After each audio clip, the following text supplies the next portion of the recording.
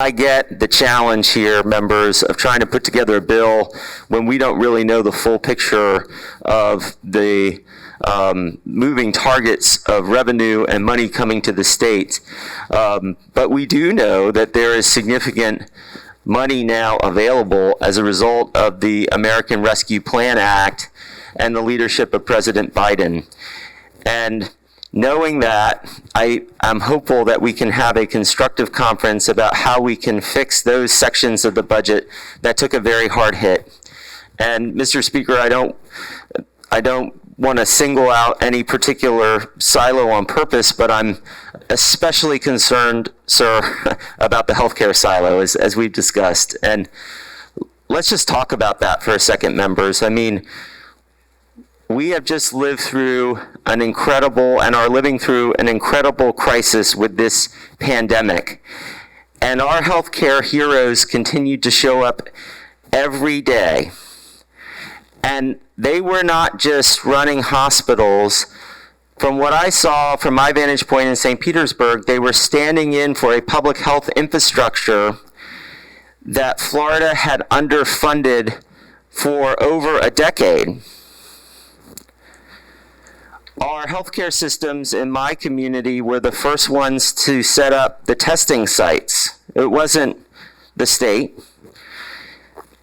And as COVID ravaged through nursing homes, it was our healthcare heroes who were working with state and county officials to triage some very desperate situations, removing residents, trying to navigate a difficult situation.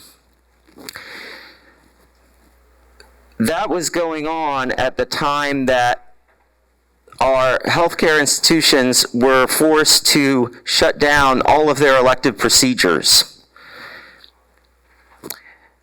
And so there was a very significant financial hit there. Despite all that, they kept doing the work. They never failed to come to our community's aid. Late last year, they were the first to be involved in the vaccine distribution. Why? Because they had the ability to do it, and because we as a state asked them to do it. And I'm very concerned about the challenges we have in this section of the budget, given the commitment that I saw them demonstrate over the course of this past year. Instead of sustaining our commitment to Medicaid or increasing it to reflect the 700,000 more Floridians who now qualify amid the pandemic's economic impact, this budget appears to impose a significant recurring cut in inpatient rates and outpatient rates. This is short-sighted policy, members, because we are also losing hundreds of millions of dollars in federal matching funds. Floridians' money should be coming back to Florida to serve our state, and instead we are still a donor state. Now, Mr. Speaker, I've heard you and others in the committee argue that our healthcare system can somehow absorb this.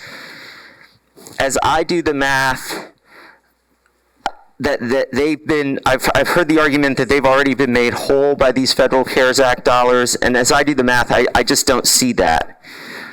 Our hospitals took a $4 billion hit in lost revenue, and there was only $1.5 billion sent from the federal relief to cover the whole.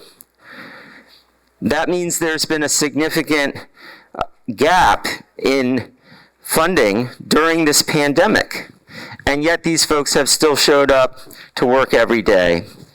So members, I just think we have a policy disagreement, and I think it's just a well-intentioned disagreement that we have an opportunity with the American Rescue Plan Act to do more, to help our state weather this ongoing crisis.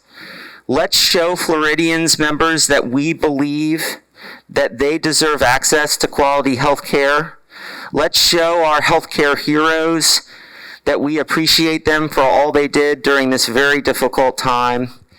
And with that, Mr. Speaker, I yield my time back. Thank you.